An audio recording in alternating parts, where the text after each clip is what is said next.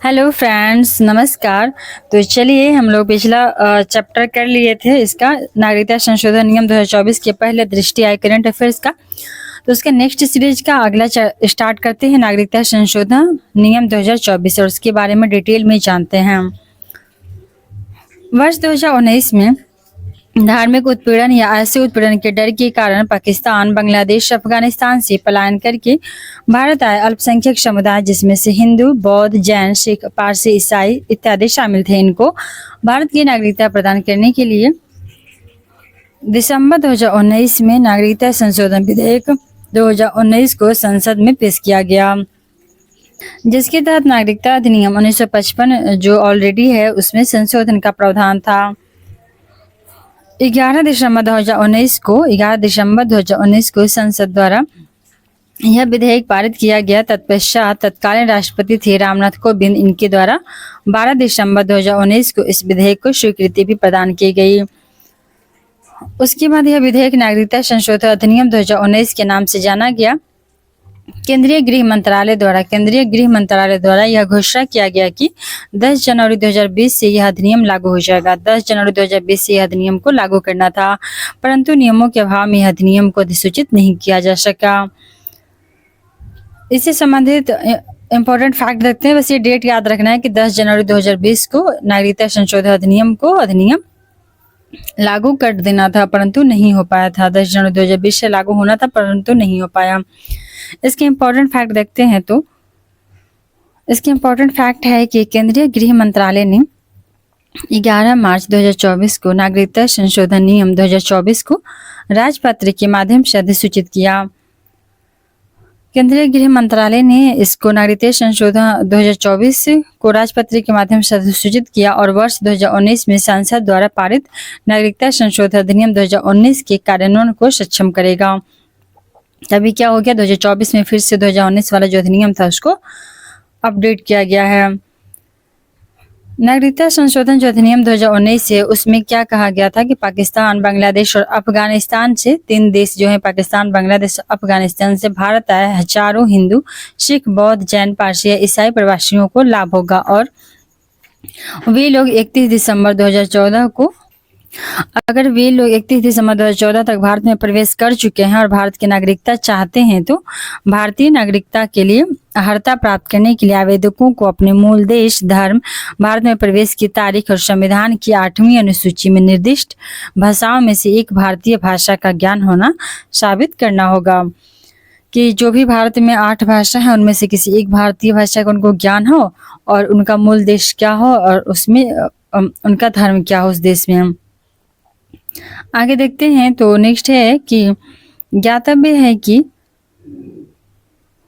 नागरिकता संशोधन अधिनियम जो 2019 था उसका उद्देश्य था प्रवासियों के लक्षित समूह को नागरिकता देना। भले ही उनके पास नागरिकता अधिनियम 1955 के अनुसार वैध यात्रा दस्तावेज ना हो, तो जो 2019 का था उसका उद्देश्य था कि जो भी प्रवासी हैं, इस कम्युनिटी के प्रवासी 4-5 जो भी है धर्म, उनके पास भले ही नागरिकता अधिनियम 1955 के अनुसार वैध यात्रा दस्तावेज नहीं हो, फिर भी उनको भारत की नागरिकता दी जाएगी।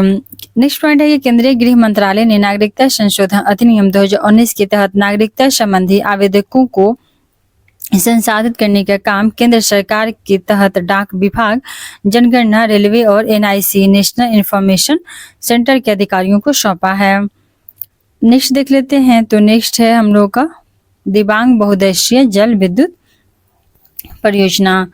तो नेक्स्ट टॉपिक है दिबांग बहुउद्देशीय जल विद्युत परियोजना। इसके बारे में डिटेल से देखते हैं। दिबांग बहुउद्देशीय जल विद्युत जो परियोजना है यह जल विद्युत सह बाढ़ नियंत्रण परियोजना है और इस परियोजना की क्षमता है 2880 मेगावाट। इस परियोजना का निर्माण किया गया था कहाँ, तो अरुणाचल प्रदेश के निचली दिबांग घाटी में। तो दिबांग जो जल विद्युत परियोजना बना है वो कहाँ बना है, तो ये बना है अरुणाचल प्रदेश की निचली दिबांग घाटी में बना है।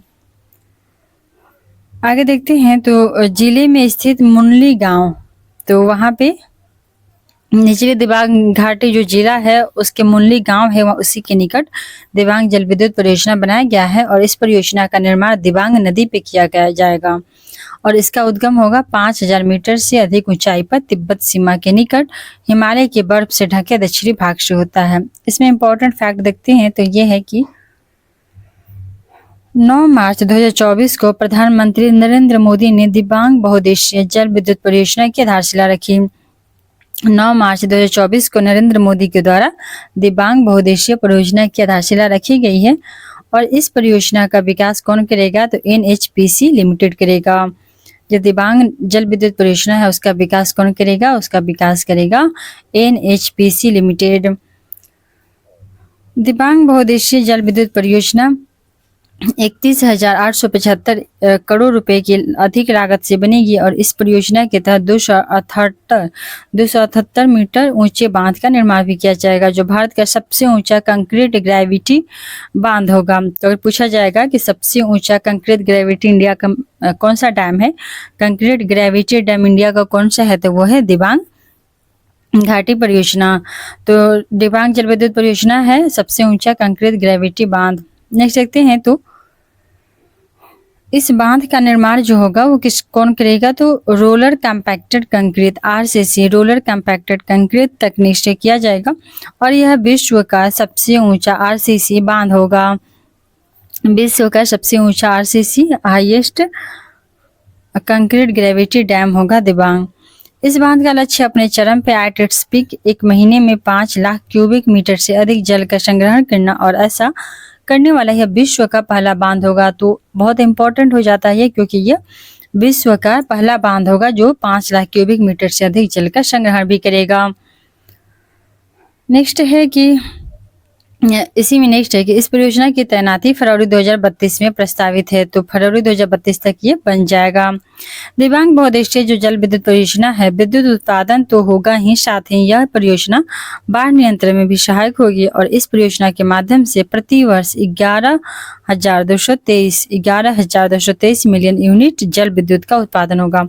यहाँ से 5,000 क्यूबिक जल भी होगा या निकासी जो विश्व का पहला होगा और साथ ही 11,223 मिलियन यूनिट का जल विद्युत भी उत्पादन होगा। इस परियोजना से स्वच्छ एवं हरित ऊर्जा प्राप्त होगी। ये जो है दिबांग जल विद्युत परियोजना, इससे स्वच्छ और हरित ऊर्जा प्राप्त होगा जिससे उत्तरी ग्रिड को, नॉर्दर्न ग्रिड जो होगा उसको इसका ऊर्जा को प्रेषित किया जाएगा और इस परियोजना से अरुणाचल प्रदेश के विकास के लिए 12% मुफ्त विद्युत प्रदान करेगा और साथ ही स्थानीय क्षेत्र विकास निधि के लिए अतिरिक्त 1% मुफ्त विद्युत भी दी जाएगी। जो स्थानीय क्षेत्र का विकास फंड है तो वहां भी 1% इससे क्या होगा, मुफ्त में विद्युत दिया जाएगा। आगे देख लेते हैं तो नेक्स्ट है इसका और अदर इम्पोर्टेंट फैक्ट देखते हैं तो क्या है कि सिद्रापोंग जल विद्युत स्टेशन, तो Sidrapong hydro electric power station Bharat का सबसे पुराना जल विद्युत स्टेशन है।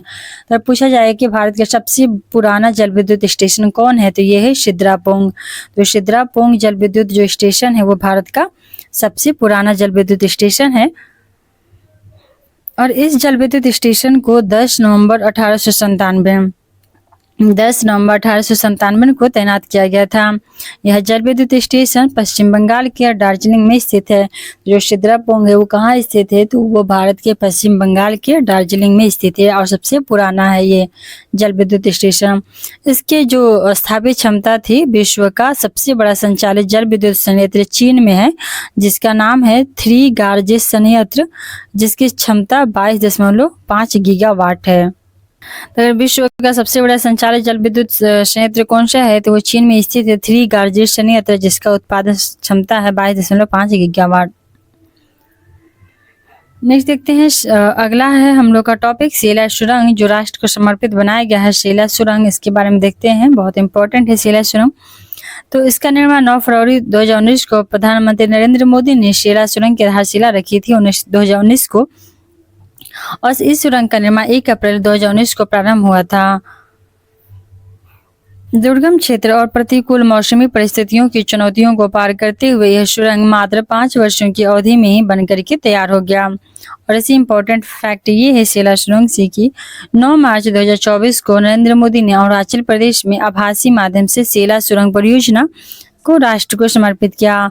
इस सुरंग का निर्माण किया गया है सीमा सड़क संगठन BRO बॉर्डर रोड्स ऑर्गेनाइजेशन के प्रोजेक्ट वर्तक के अंतर्गत किया गया है। इस सुरंग का निर्माण जो होगा वो सीमा सड़क संगठन BRO बॉर्डर रोड्स ऑर्गेनाइजेशन के प्रोजेक्ट वर्तक, ये कौन सा प्रोजेक्ट BRO चला रहा है तो प्रोजेक्ट वर्तक, उसी के तहत होगा सेला सुरंग का निर्माण। नेक्स्ट देखते हैं तो सेला सुरंग समुद्र तल से लगभग 13,000 फीट की ऊंचाई पर स्थित है। सेला सुरंग समुद्र तल से 13,000 फीट की ऊंचाई पर स्थित है और यह सुरंग असम स्थित तेजपुर को अरुणाचल प्रदेश के तवांग से जोड़ने वाली सड़क पर बनाई गई है। तो सेला सुरंग से असम को अरुणाचल प्रदेश से जोड़ा जाएगा और असम के तेजपुर जगह को अरुणाचल प्रदेश के तवांग एक जगह है, वहां पे इन दोनों की सड़क को कनेक्ट किया जाएगा सेला सुरंग के माध्यम से। नेक्स्ट पॉइंट है कि सेला सुरंग जो है सेला दर्रे की हिमरेखा स्नो लाइन से काफी नीचे बनाई गई है और जिससे बर्फ को बिना हटाए सभी मौसम में सुगमता पूर्वक यात्रा यहाँ से संभव हो सकेगी। नेक्स्ट है कि ज्ञातव्य हो कि असम को अरुणाचल प्रदेश से जोड़ने वाली जो बालीपारा चारद्वार तवांग है BCT बालीपारा चारद्वार तवांग जो ऑलरेडी असम को अरुणाचल प्रदेश से जोड़ती है, इस सड़क पे समुद्र तल से लगभग 13,700 फीट की ऊंचाई पर सेला दर्रा भी स्थित है जो अपने जोखिम भरे और दुर्गम मार्ग के लिए भी जाना जाता है। नेक्स्ट देखते हैं तो नेक्स्ट है कि इस सुरंग का निर्माण न्यू ऑस्ट्रियन टनलिंग विधि द्वारा किया गया है। न्यू ऑस्ट्रियन टनलिंग विधि से सेला सुरंग का निर्माण किया जाएगा और समुद्र तल से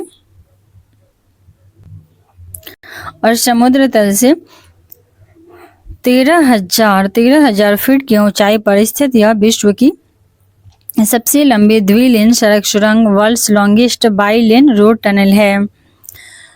नेक्स्ट देखते हैं कि सेला सुरंग जो है वो तवांग अरुणाचल प्रदेश के लोगों के लिए वरदान साबित होगा क्योंकि इस सुरंग के निर्माण से यात्रा के समय में क्या होगी, कटौती होगी और सेला दर्रे के पार तेजी से आवाजाही सुनिश्चित हो जाएगी। उल्लेखनीय है कि इस सुरंग के निर्माण के बाद तेजपुर से तवांग तक की यात्रा में लगने वाले समय में 1 घंटे से अधिक की कमी आएगी। साथ ही तवांग और उसके आगे के क्षेत्रों के लिए हर मौसम में कनेक्टिविटी भी सुनिश्चित हो पाएगी सेला सुरंग के माध्यम से। सेला सुरंग जो है वो भारत की सबसे ऊंची सुरंग है। भारत की सबसे ऊंची सुरंग बनाई गई है वो सेला सुरंग है और इसको international book of honour England द्वारा 13,000 फीट की ऊंचाई पर स्थित सेला सुरंग को भारत में सबसे ऊंची सुरंग के रूप में मान्यता प्रदान कर दी गई है। तो इंग्लैंड का इंटरनेशनल बुक ऑफ ऑनर है, उसके द्वारा सेला सुरंग को भारत में सबसे ऊंची सुरंग के रूप में मान्यता भी प्रदान दे दी गई है। इंटरनेशनल बुक ऑफ ऑनर के अनुसार यह सुरंग जो है वो भारत में इंजीनियरिंग का चमत्कार है और यह सुरम्य जो नगर तवांग के लिए कनेक्टिविटी में भी परिवर्तन लाएगी। नेक्स्ट है कि ब्रांक्सला पुल को मान्यता। तो 8 मई 2024 को world book of records London द्वारा लद्दाख में है ब्रांक्सा पुल।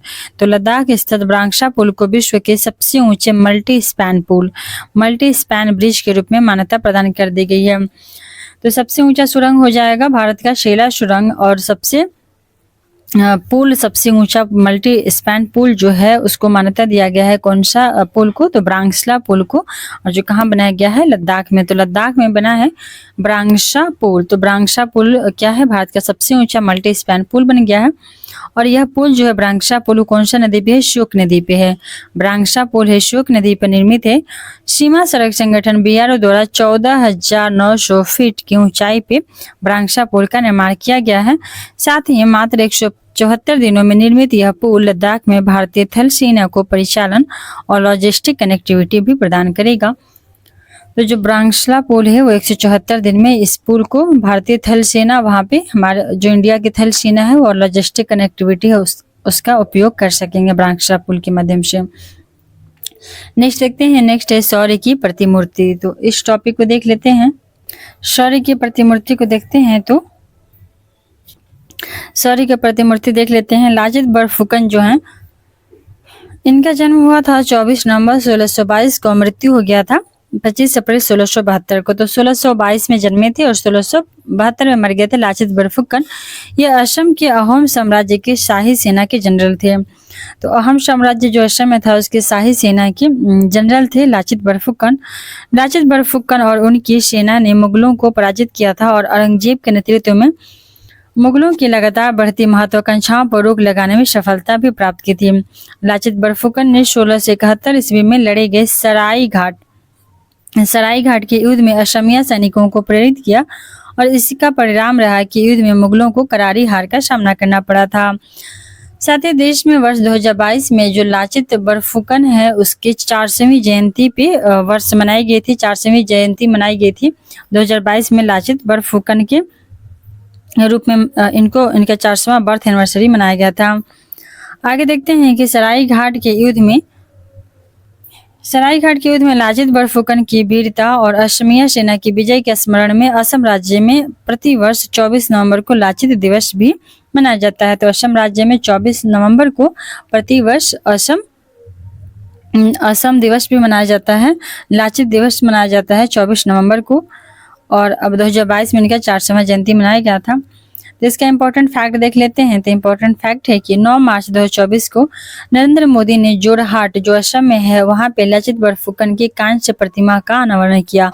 तो असम के जोरहाट में लाचित बरफुकन के कांस्य प्रतिमा का अनावरण किया गया और इनकी प्रतिमा का ऊंचाई कितना है तो 84 फीट है। और इनकी प्रतिमा का ऊंचाई 84 फीट है और यह प्रतिमा 41 फीट ऊंचे एक मंच आसन के ऊपर स्थित है। इस प्रकार जो मंच है उस सहित इस प्रतिमा की कुल ऊंचाई कितनी हो जाती है 125 फीट। तो 84 फीट की प्रतिमा है और 41 फीट ऊंचा इनका मंच है, आसन है जिस पे रखा गया है। तो कुल मिला के इनके मूर्ति का प्रतिमा का ऊंचाई हो जाता है 125 फीट। नेक्स्ट है कि यह विश्व में लाचित बरफुकन की सबसे ऊंची प्रतिमा है। उल्लेखनीय है कि लाचित बरफुकन की इस प्रतिमा को शौर्य की प्रतिमूर्ति statue of valour statue of valour नाम दिया गया है। और इस प्रतिमा का निर्माण किया गया था प्रख्यात शिल्पकार थे रामवीर सुतार। तो प्रख्यात शिल्पकार रामवीर सुतार ने इस प्रतिमा का अनावरण किया था। आगे देख लेते हैं। तो अगला है एकात्मकता की मूर्ति। एकात्मकता की मूर्ति देखते हैं। तो एकात्मकता की मूर्ति हम 21 सितंबर 2023 को मध्य प्रदेश के तत्कालीन मुख्यमंत्री शिवराज सिंह चौहान ने एकात्मकता की मूर्ति स्टैचू ऑफ वननेस का अनावरण किया है। एकात्मकता की मूर्ति आदि गुरु शंकराचार्य की एक विशाल प्रतिमा भी है। एकात्मकता की जो मूर्ति बनी है वो गुरु शंकराचार्य की एक विशाल प्रतिमा है और इसको मध्य प्रदेश के उस समय मुख्यमंत्री थे शिवराज सिंह चौहान, इनके द्वारा इसका उद्घाटन किया गया। आगे देखते हैं। तो यह प्रतिमा जो है मध्य प्रदेश के खंडवा जिले की पुनासा तहसील के अंतर्गत ओंकारेश्वर में मंधाता पर्वत पर स्थित है। तो जो आदि गुरु शंकराचार्य की एकात्मकता की मूर्ति है वो माधवा पर्वत पर स्थापित की गई है। और मंधाता पर्वत कहाँ स्थित है तो मंधाता पर्वत स्थित है मध्य प्रदेश में, मध्य प्रदेश के खंडवा जिले।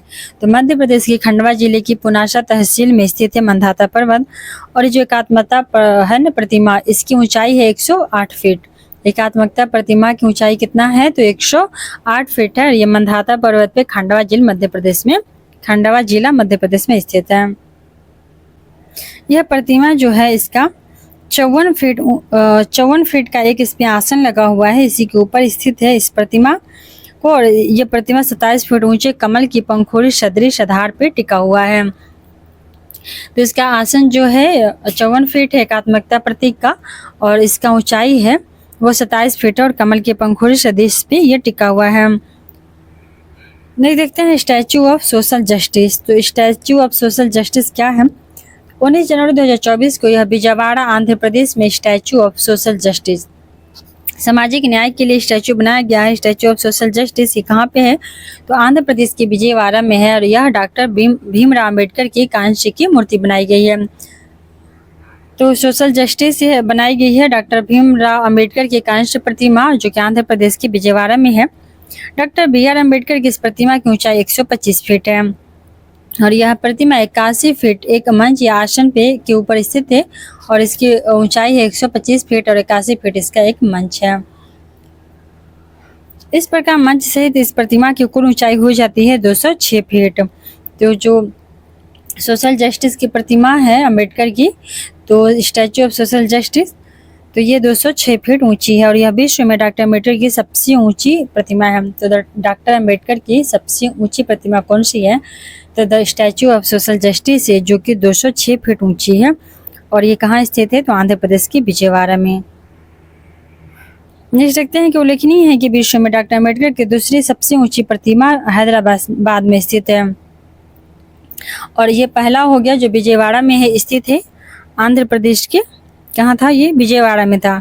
और दूसरा जो है वो कहाँ स्थित है? तो तेलंगाना के हैदराबाद में स्थित है दूसरा सबसे ऊंचा प्रतिमा। और जो दूसरा वाला है उसका ऊंचाई कितना है? तो उसका ऊंचाई 125 फीट है और प्रतिमा की ऊंचाई 125 फीट है, जो कि इसके बराबर ही है, परंतु उसका आधार की ऊंचाई इससे कम है थोड़ा, तो 50 फीट है आधार की ऊंचाई और कुल मिला के 175 होता है। जबकि ये जो है विजयवाड़ा में जो स्थित है उसकी ऊंचाई 206 फीट होती है। आगे देखते हैं, संसदीय विशेषाधिकार पर ऐतिहासिक निर्णय नोट फॉर वोट मामला को देख लेते हैं। नोट फॉर वोट मामला देखते हैं क्या है। तो संसदीय विशेषाधिकार से विशेष अधिकार हैं जो संसद के एक अनिवार्य अंग के रूप में संसद के प्रत्येक सदन को सामूहिक रूप से और प्रत्येक सदन के सदस्यों को व्यक्तिगत रूप से प्राप्त हैं। इन अधिकारों के बिना वे अपने कर्तव्यों का निर्वहन क्षमतापूर्वक और प्रभावी रूप से नहीं कर सकते, जो अन्य निकायों या व्यक्तियों को प्राप्त अधिकारों से कहीं अधिक हैं। संविधान के अनुच्छेद 105 और 194 में संसद राज्य विधानमंडलों के सदस्यों और उनके सदस्यों तथा समितियों की शक्तियों, विशेषाधिकारों और उन्मुक्तियों का उल्लेख किया गया है। तो संविधान का अनुच्छेद 105 और 194 में 105 में संसद और 194 में राज्य विधानमंडल के सदस्य, उनके सदन, उनके सदस्य, उनकी समिति के शक्ति विशेषाधिकार का उल्लेख किया गया है। तो संसद के विशेषाधिकार 105 में है और राज्य विधानमंडलों के विशेषाधिकार 194 में है। संसद के विशेषाधिकार 105 में और राज्य विधानमंडलों के विशेषाधिकार 194 में है। इसका इम्पोर्टेंट फैक्ट देखते हैं। तो इम्पोर्टेंट फैक्ट है कि भारत के मुख्य न्यायाधीश जो हैं वो हैं डॉक्टर डी.वाई. चंद्रचूड़। तो भारत के मुख्य न्यायाधीश डी.वाई. चंद्रचूड़ की अध्यक्षता वाली 7 न्यायाधीशों की पीठ ने सीता सोरेन बनाम भारत संघवाद की सुनवाई करते हुए 4 मार्च 2024 को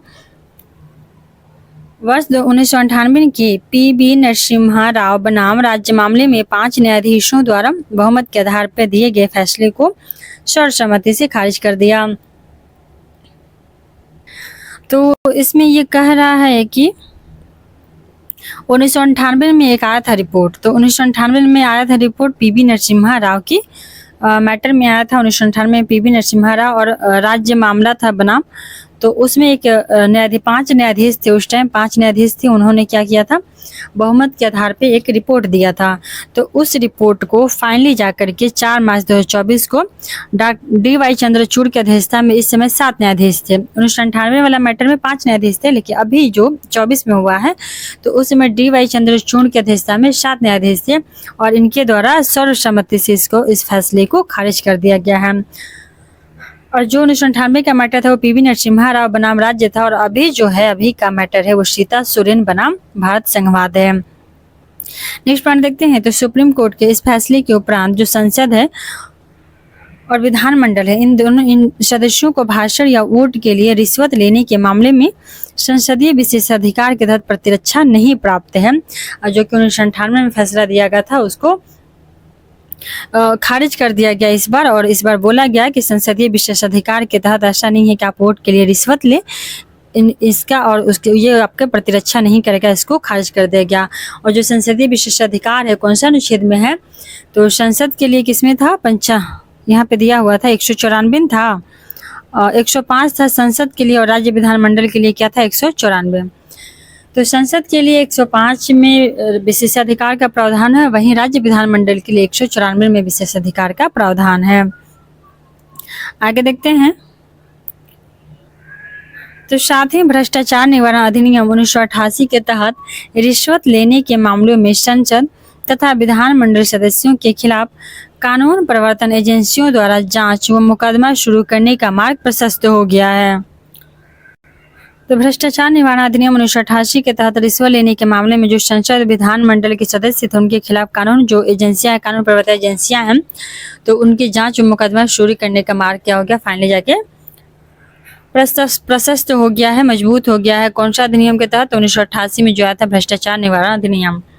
ऐतिहासिक निर्णय देने वाले जो खंडपीठ के 7 सदस्य थे वो उसमें कौन थे? जस्टिस DY चंद्रचूड़ थे, जस्टिस AS बोपन्ना थे, जस्टिस MM सुंदरेश थे, जस्टिस PS नरसिम्हा थे, जस्टिस JB पर्दीवाला थे तथा जस्टिस संजय कुमार, जस्टिस मनोज मिश्रा इत्यादि।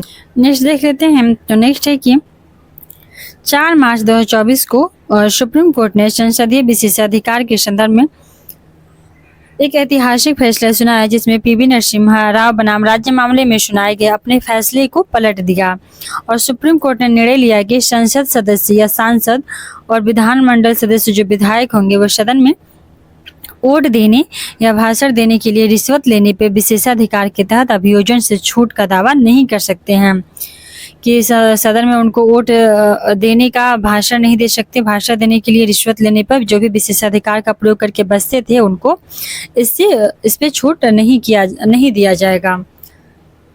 तो ये अभी 2024 में निर्णय दिया गया है। ज्ञातव्य है कि भारत के सुप्रीम कोर्ट ने वर्ष 1998 के 5 न्यायाधीशों की संविधान पीठ वाले PV नरसिम्हा राव बनाम राज्य आदि मामले को पुनर्विचार के लिए सितंबर 2023 में 7 न्यायाधीशों की एक पीठ को सौंप दिया गया था। यह जो मामला है यह संविधान के अनुच्छेद 105(2) और 194(2) की व्याख्या से संबंधित था।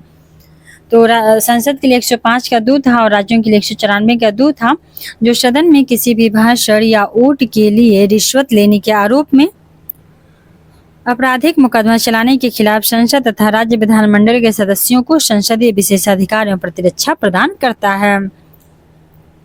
नेक्स्ट पॉइंट है PM सूर्यघर मुफ्त बिजली योजना। तो इसके बारे में देखते हैं। PM सूर्यघर मुफ्त बिजली योजना को देख लेते हैं।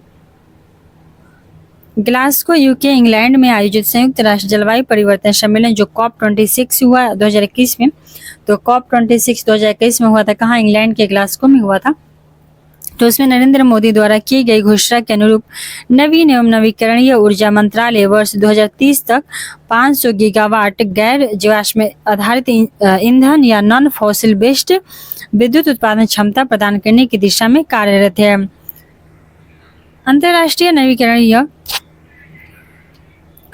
नवीकरणीय ऊर्जा agency IRENA international renewable energy agency द्वारा जारी नवीकरणीय क्षमता सांख्यिकी 2023 नामक रिपोर्ट के अनुसार भारत जो है वो नवीकरणीय ऊर्जा स्थापित क्षमता के संदर्भ में विश्व में 4थे स्थान पर है। तो भारत नवीकरणीय ऊर्जा के निर्माण के मामले में कौन सा स्थान पे है? तो भारत है 4था स्थान पे।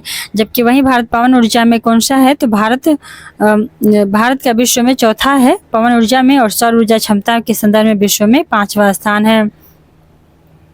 और नवीकरणीय ऊर्जा सब मिला करके, अर्थात कि पवन हो या फिर पवन ऊर्जा हो या फिर सौर ऊर्जा हो या फिर ये हो भूमिगत जो एनर्जी से निकलती है उस ऊर्जा में, ओवरऑल में है भारत का 4था स्थान। सौर ऊर्जा में है भारत का 5वां स्थान, और वहीं पवन ऊर्जा में भारत का स्थान है विश्व में 4था स्थान, और सौर्य में है 5वां। आगे देखते हैं इंपॉर्टेंट फैक्ट। तो 29 फरवरी 2024 को नरेंद्र मोदी की अध्यक्षता में केंद्रीय मंत्रिमंडल ने PM सूर्यघर 29 फरवरी 2024 को PM सूर्यघर मुफ्त बिजली योजना को मंजूरी प्रदान कर दी गई, और इसके पहले 13 फरवरी 2024 को प्रधानमंत्री नरेंद्र मोदी द्वारा इस योजना को लॉन्च किए जाने की घोषणा की गई थी। यह एक केंद्रीय क्षेत्र की योजना है और इस योजना के तहत देश के 1 करोड़ घर की छत पर सौर ऊर्जा प्रणाली की स्थापना का लक्ष्य भी निर्धारित किया गया है। आगे देखते हैं। तो आगे है अगला है कि छत पे जो है सौर ऊर्जा प्रणाली की स्थापना से देश के 1 करोड़ परिवार को प्रत्येक माह 300 यूनिट तक निःशुल्क बिजली प्राप्त कर सकेंगे। और इस योजना हेतु कुल जो खर्च आएगा वो कितना आएगा? तो 75,021 करोड़ खर्च आएगा। तो 75,021 करोड़ रुपया निर्धारित किया गया है 1 करोड़ के घरों पे ये सौर पैनल लगाए जाएंगे। इस योजना के तहत जो 2 किलोवाट क्षमता तक की सौर ऊर्जा प्रणाली के लिए है, उस प्रणाली की लागत की 60% जो राशि होगा केंद्रीय वित्तीय सहायता के माध्यम से प्रदान किया जाएगा। और जबकि 2 किलोवाट से 3 किलोवाट के मध्य क्षमता वाली सौर ऊर्जा प्रणाली के लिए उस प्रणाली की अतिरिक्त लागत की 40% राशि सब्सिडी के रूप में प्रदान की जाएगी। केंद्रीय वित्त सहायता 3 किलोवाट क्षमता तक की सौर ऊर्जा प्रणालियों की स्थापना के लिए ही प्रदान की जाएगी, अर्थात उससे ज़्यादा का क्षमता का सौर ऊर्जा पैनल लगवाना है तो केंद्रीय वित्तीय सहायता नहीं मिलेगा। देश के प्रत्येक जिले में एक आदर्श सौर गांव बनाया विकसित किया जाएगा, जो ग्रामीण क्षेत्र में छत पे सौर ऊर्जा प्रणाली की स्थापना हेतु अनुकरणीय उदाहरण रोल मॉडल को पेश करेगा। अपने क्षेत्र में रूफटॉप जो है सौर प्रणालियों की स्थापना को प्रोत्साहित करने के लिए स्थानीय जो शहरी निकाय हैं, EULBS हैं एवं पंचायती राज संस्थान हैं, उनको विभिन्न प्रोत्साहन इंसेंटिव के माध्यम से लाभान्वित भी किया जाएगा। और यह योजना कहलाएगा नवीकरणीय ऊर्जा सेवा कंपनी आधारित मॉडलों के लिए भुगतान संबंधी सुरक्षा हेतु एक घटक प्रदान करेगी, अर्थात RESCO renewable energy service company आधारित मॉडल होंगे ये। नेक्स्ट देखते हैं, तो नेक्स्ट है कि रूफटॉप जो सौर प्रणाली होगा उससे प्राप्त निःशुल्क बिजली और अधिशेष बिजली वितरण कंपनियों को बेचने से परिवारों को प्रतिवर्ष 15,000 से 18,000 रुपये तक की बचत भी होगी। तो जो रूफटॉप सौर प्रणाली होगा उससे निःशुल्क बिजली होगा, अधिशेष बिजली वितरण जो कंपनियां हैं उनको बेचने पर प्रत्येक परिवार को सालाना 15,000 से 18,000 रुपये का उनका सेविंग भी होगा, बचत होगा। इस योजना के परिणाम स्वरूप आवासीय क्षेत्र में छत पर सौर ऊर्जा प्रणाली की स्थापना से 30 गीगावाट की सौर क्षमता की वृद्धि होगी और साथ ही रूफटॉप सौर प्रणालियों के 25 वर्षीय जीवन काल के दौरान 720 मिलियन टन CO2 के बराबर उत्सर्जन में भी कटौती होगा। तो इसकी बहुत सारे फायदे हैं। एक तो लोगों का पैसा बचेगा और उनको मुफ्त में बिजली मिलेगी और उससे मुनाफा होगा और 720 मिलियन टन जो है कार्बन डाइऑक्साइड के उत्सर्जन में भी कटौती देखने को मिलेगा। और साथ ही साथ जो 2030 तक 500 गीगावाट का नवीकरणीय ऊर्जा का लक्ष्य है वो भी हासिल करने में मदद मिलेगा। नेक्स्ट है बोइंग सुकन्या कार्यक्रम, तो इसको देख लेते हैं। बोइंग सुकन्या कार्यक्रम को हाल ही में प्रधानमंत्री नरेंद्र मोदी ने बोइंग सुकन्या कार्यक्रम को लॉन्च किया और इस कार्यक्रम का उद्देश्य था भारतीय विमानन एविएशन क्षेत्र में महिलाओं का सशक्तिकरण करना। स्पष्ट है कि इस कार्यक्रम के माध्यम से भारत के बढ़ते विमानन क्षेत्र में देश भर से अधिक बालिकाओं के प्रवेश को सुगम बनाया जाएगा। तो बोइंग सुकन्या कार्यक्रम के तहत क्या होगा, तो भारतीय विमानन क्षेत्र में महिलाओं का सशक्तिकरण करना है, अर्थात उसमें से अधिक बालिकाओं का योगदान हो सके। इसका इम्पोर्टेंट फैक्ट है कि यह जो कार्यक्रम होगा ना बोइंग सुकन्या, यह देश भर की बालिकाओं और महिलाओं को विज्ञान, साइंस, टेक्नोलॉजी, इंजीनियरिंग और मैथ के जैसे क्षेत्रों में महत्वपूर्ण कौशल स्किल को सीखने का अवसर प्रदान करेगा। और साथ ही इस कार्यक्रम के तहत उन्हें विमानन क्षेत्र में नौकरियों हेतु प्रशिक्षण भी दिया जाएगा। और इस कार्यक्रम के तहत महिलाओं के लिए 150 नियोजित स्थान पर स्टेम प्रयोगशालाएं निर्मित की जाएंगी, जो स्टेम क्षेत्र के करियर बनाने के लिए उनमें रुचि में जागृत हों। तो जो महिला स्टेम क्षेत्र में अपना रुचि दिखाएंगे उनको 150 नियोजित स्थानों पर स्टेम प्रयोगशालाएं उनके लिए बनाए जाएंगे।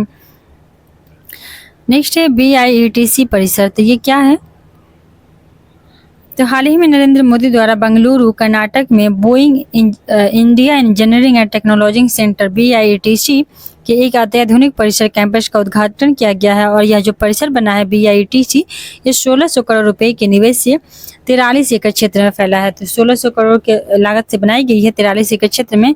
और यह बोइंग द्वारा अमेरिका के बाहर इस प्रकार का सबसे बड़ा निवेश है। तो बोइंग द्वारा अमेरिका की है जो कंपनी, इसके द्वारा अमेरिका के बाहर सबसे बड़ा निवेश कहाँ किया है, तो बेंगलुरु में किया है। और साथ ही ये अमेरिका के बाहर बोइंग की सबसे बड़ी एरोस्पेस इंजीनियरिंग फैसिलिटी भी है। तो यह एरोस्पेस इंजीनियरिंग फैसिलिटी अमेरिका के बाहर सबसे बड़ा है, जो कर्नाटक के बेंगलुरु में बना है।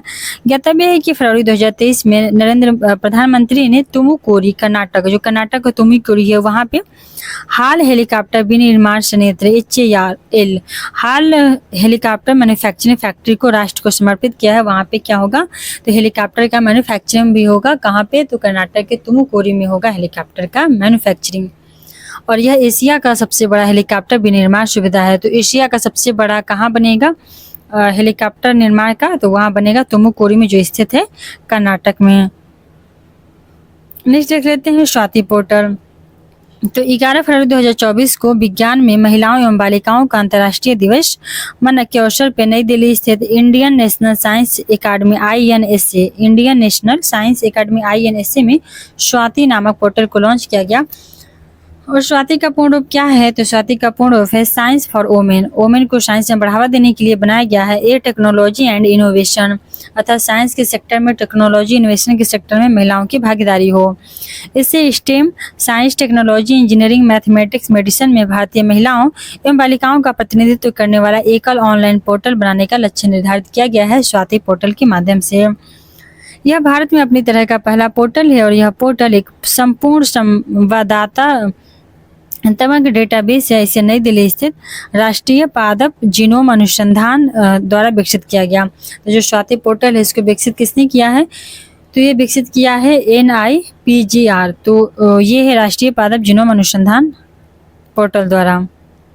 और 11 फरवरी को इसका अंतर्राष्ट्रीय दिवस पे, बालिकाओं महिलाओं के अंतर्राष्ट्रीय दिवस 11 फरवरी पे इसका उद्घाटन हुआ था। नेक्स्ट है टॉपिक चुनावी बांड योजना संवैधानिक, तो इसको हम लोग अगले वीडियो में देखेंगे। इस वीडियो को यहीं पे करते हैं समाप्त। Thanks for watching. कुछ सुझाव हो तो मुझे कमेंट करके जरूर बताएं।